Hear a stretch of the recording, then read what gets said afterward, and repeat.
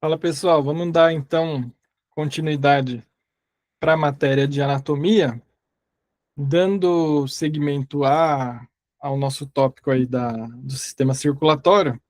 Então, só para relembrar, o sistema circulatório ele é composto por coração e pelos vasos sanguíneos, né? Então, a gente tem artérias, arteríolas, capilares, vênulas e veias. O que vai diferenciar cada um, principalmente, é o sentido em que o sangue está indo, né?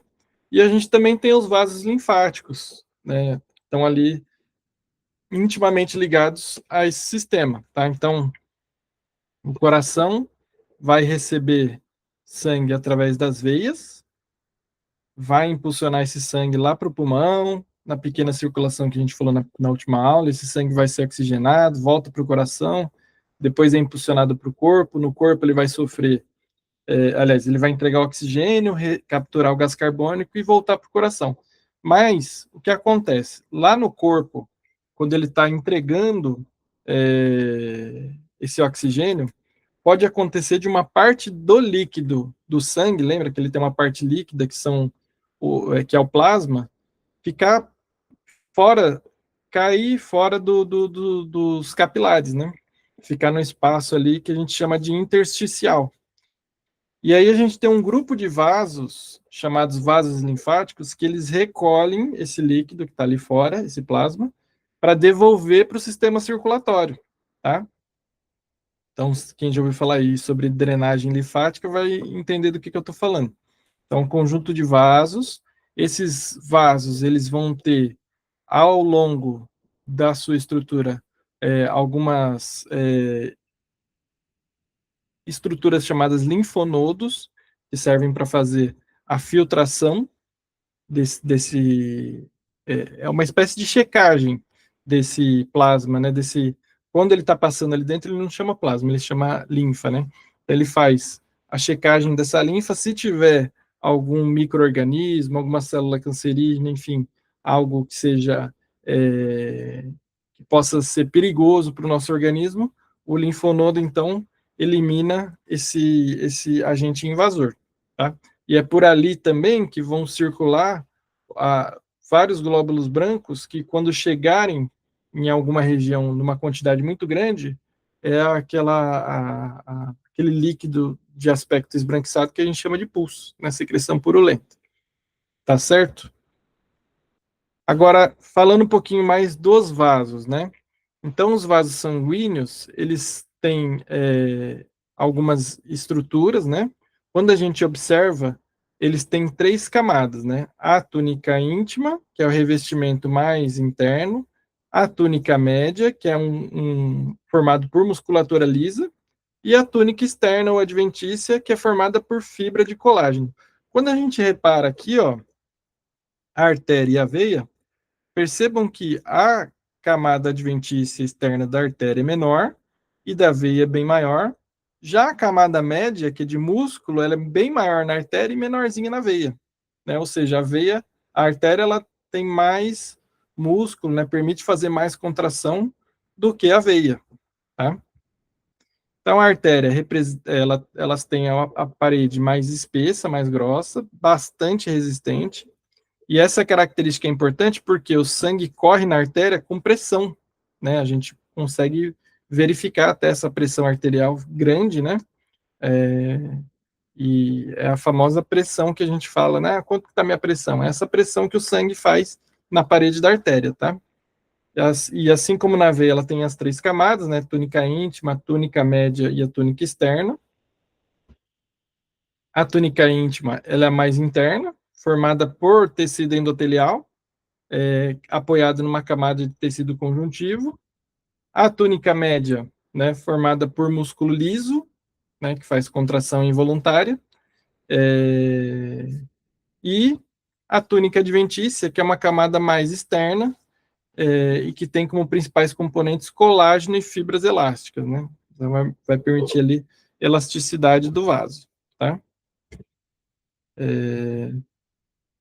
Depois a gente tem, na divisão das artérias, as arteríolas, tá? Que elas são menores, tá? São artérias pequenas que distribuem o sangue para os capilares. A parede da arteríola também contém as três túnicas, tá? Depois a gente tem esse sangue chegando então nos capilares. São vasos muito pequenos, microscópicos, né? A gente só conseguiu identificar a presença deles quando se desenvolveram os microscópios, né? As lentes de aumento. E é lá em que as substâncias, né? Os nutrientes saem das células do sangue para as células que compõem os tecidos do organismo, tá? Eles se ramificam muito, fazem uma rede muito extensa, né? E eles têm na parede deles apenas uma camada de endotélio muito fino para permitir a passagem ali dessas substâncias, né? E aí falando então sobre a pressão arterial, né? A pressão que o sangue exerce na parede dos vasos, né, das artérias nesse caso, é a chamada pressão arterial. Então, no momento em que o ventrículo está se contraindo, a gente chama esse momento de sístole, né? É a pressão arterial mais alta. A gente sempre fala dois valores, né? E quando o ventrículo está se relaxando, a gente chama esse momento de diástole, né? Que seria a pressão mais baixa. Então, a gente sempre vai falar, para se referir à pressão arterial de um paciente, dois valores, o valor da sístole e da diástole. Esse número, né, ele é medido em milímetros de mercúrio. Então, na pressão considerada pressão normal, a pressão sistólica é de 120 milímetros de mercúrio e a diastólica de 80 milímetros de mercúrio. Popularmente, as pessoas se referem, né, a 12 por 8, mas o correto é sempre falar nessa escala de 120 por 80. Tá? Depois esse sangue vai retornar dos capilares, no sentido do coração, através das veias, tá? Então as veias também têm três camadas, né? Só que a camada de tecido muscular ela é menor, tá? E uma outra característica que diferencia as veias das artérias é a presença dessas válvulas, tá vendo? Então ela tem válvulas semilunares ao longo da extensão da veia. Para quê? Como não tem um coração batendo lá no pé para trazer o sangue de volta, é importante essas válvulas para impedir o sangue de refluir, né, com a gravidade puxando para o sangue voltar no sentido inverso, tá? É, lá, o sangue ele então só consegue correr no sentido correto. Se ele tentar voltar no sentido oposto, essa válvula fecha e ele não consegue voltar, tá? Quando acontece do sangue refluir, isso é chamado de insuficiência venosa ou estase venosa. E aí acontece essas veias varicosas, né? Essas veias que ficam dilatadas, acumulam sangue e podem ser prejudiciais, formar trombose, enfim, uma série de questões aí, tá? Bom, as veias mais finas, então, a gente chama de vênula, e depois a mais grossa a gente chama de veia, tá? Aqui a gente consegue ver todas as diferenças entre as artérias e as veias, as camadas dos tecidos, né? As artérias se dividem em arteríolas, depois os capilares, que depois se juntam em vênulas e depois em veias, e a presença de válvulas dentro da veia, né? Não tem na artéria. Muito bem. E aí, quais que são os principais vasos sanguíneos que estão aí dentro desse sistema circulatório, né? Vamos falar de alguns deles, né? Então, saindo do coração, primeiro falando das artérias, né, os vasos que levam sangue, a gente tem o principal artéria do corpo, né, que é a artéria aorta, né? Então, ela tem a porção ascendente dela, onde o sangue sobe.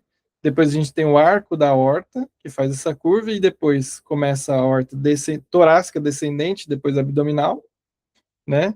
Que vai distribuir sangue aí para toda a parte abdominal e membros inferiores. Da aorta ascendente, ali no arco da aorta, a gente vê três vasos subindo, né?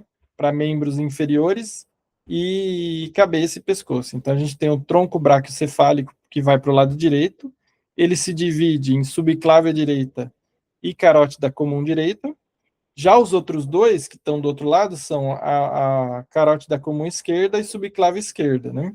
Como o coração ele está mais à esquerda, então ele não tem o tronco bracocefálico do lado esquerdo, ele já vai direto para essas duas aqui, tá? Da artéria subclave, tanto à direita quanto à esquerda, a gente vê o surgimento da artéria vertebral, tá? Que vai correr por dentro da coluna vertebral. E a carótida comum, tanto à esquerda quanto a direita vai se dividir em carótida interna e carótida externa. Então, a gente vai ter uma artéria carótida interna direita, interna esquerda, e uma externa direita e uma externa esquerda, que vão aqui pela região cervical em direção ao encéfalo, tá? Então, aqui, ó, a artéria vertebral, correndo aqui pelas vértebras, né, pela coluna, e a artéria carótida, que vai se dividir em interna e externa, beleza? Voltando lá para a aorta, a porção descendente, na região da aorta abdominal, a gente vai ter as artérias renais, que vão tributar sangue ali para os rins, e na cavidade pélvica, a gente tem a artéria ilíaca, a artéria aorta, se dividindo em ilíaca comum direita e ilíaca comum esquerda, quando estiver passando aqui, ó, bem na região do osso íleo, tá vendo? Por sua vez, a ilíaca comum vai se dividir em interna e externa. Então, a gente vai ter interna direita e interna esquerda, e externa direita e externa esquerda. Essas artérias ilíacas internas e externas vão levar sangue através da artéria femoral para todo o membro inferior. Tá? Já no membro superior, lembra daquela subclávia, que a gente tem tanto a direita quanto a esquerda? Elas vão levar, na região da axila, elas mudam de nome para artéria axilar, depois, na região do braço, a artéria braquial, e lá no antebraço, elas se dividem em artéria radial e ulnar. Depois a gente vai ter o arco superficial palmar profundo e o arco superficial palmar e o arco profundo palmar, levando sangue para a região da mão. Beleza? E como que esse sangue retorna, então, né? Então, a gente vai ter o retorno através das veias. Vamos ver, então, o nome dessas veias principais, né? A gente tem as veias pulmonares, trazendo sangue de volta do pulmão para o coração, né? E veia cava superior e inferior, que traz o sangue da grande circulação para o átrio direito, beleza? A gente tem também seio coronário, que eu já tinha citado, trazendo sangue que foi distribuído pelas artérias coronárias para o coração, tá? Olha lá, veia cava superior. A veia cava superior, ela é originada da junção da subclávia direita com a subclávia esquerda e também das veias jugular direita e esquerda. Então, a veia jugular tributa para a braquicefálica, que vira cava superior. Tá? Então, todo o sangue vindo dos membros superiores da cabeça vão cair na veia cava superior. Já a parte da veia cava inferior vai receber sangue da veia ilíaca comum direita e esquerda, que por sua vez, esse sangue veio das veias ilíacas interna e externa, que estão trazendo todo o sangue de membros inferiores. Então, membros inferiores, veias renais, toda a parede abdominal torácica vai cair aqui, ó, em veia cava inferior, tá? Nos membros superiores, a gente tem as veias metacarpais dorsais no dorso da mão. As duas principais veias da região do antebraço, a veia basílica e a veia cefálica. Aqui a gente tem a veia intermédia na região do cotovelo. A basílica e a cefálica seguem na região braquial até se transformar em subclávia, né? No membro inferior, a gente tem como principais vasos, então, veia femoral e veia safena magna, tá? Tem dos dois lados, né? Membro inferior direito e esquerdo. São aí os principais vasos, né? Mas se a gente for falar de nome de veia, tem veia e artéria, tem muitos e muitos e muitos nomes, tá? E o sistema linfático, né? O sistema linfático, como eu já tinha explicado para vocês, ele vai absorver esse líquido que ficou extravasado dos capilares no espaço intersticial e vai trazer de volta para o sistema circulatório. Mas além dos vasos linfáticos e dos linfonodos, a gente tem outros órgãos que são considerados órgãos linfáticos, que estão todos relacionados com defesa, né, com imunidade.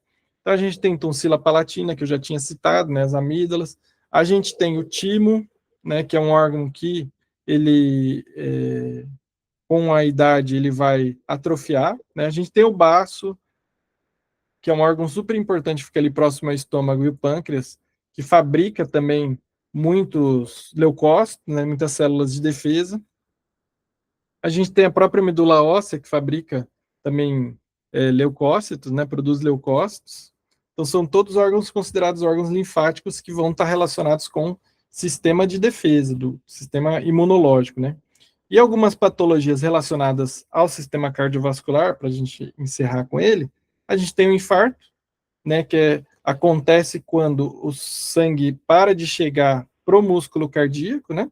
É, na maioria dos casos, causado por entupimentos nas artérias coronárias, né? É o tal do infarto agudo do miocárdio.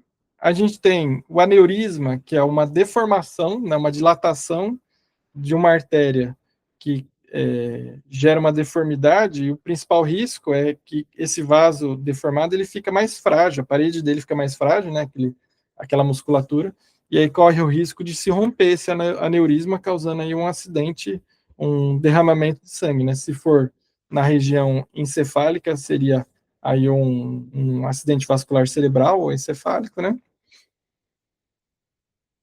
Que é a próxima patologia que a gente vai falar. Então, o acidente vascular encefálico, ele pode ser tanto pelo rompimento de um vaso, que tem aneurisma ou não, né? Como ele pode ser também causado por obstrução de um vaso na região encefálica, né? Na região cerebral. E aí esse entupimento causa isquemia. Nos dois casos, para de chegar sangue no tecido nervoso, né? No sistema neurológico. E isso vai levar a déficits, né? A perdas no sistema neurológico, tá? Então, lá no acidente vascular, a gente divide ele em dois tipos de acidente vascular. A gente tem o isquêmico, que interrompe o fluxo sanguíneo, né? E a gente tem o hemorrágico, que o sangue começa a extravasar para fora da artéria e não chega também no tecido onde ele tem que chegar, tá? E aí, os dois casos vão levar a déficits no sistema neurológico, né? No caso do infarto do miocárdio, a gente pode verificar aqui também as pontes de safena, né? Que é quando se usa um pedaço da veia safena do membro inferior para fazer uma ligação direto de uma artéria que está boa, atravessando um espaço de isquemia, né? Onde tem um entupimento, então faz o que se chama de bypass, né? Que é ou uma ponte, né? Por isso que a gente chama de ponte de safena, desviando da parte que está entupida para continuar irrigando o músculo cardíaco, né? A gente tem também a angioplastia, que é a inserção de uma cânula pela artéria para desobstruir, e aí coloca-se um stent cardíaco para impedir que aquele trecho volte a ficar obstruído, né? Também é uma das intervenções comuns no caso de isquemia cardíaca, de infarto de miocárdio. E é isso, pessoal. Então, finalizamos aí sistema cardiovascular. Espero que vocês tenham gostado e até a próxima aula, então.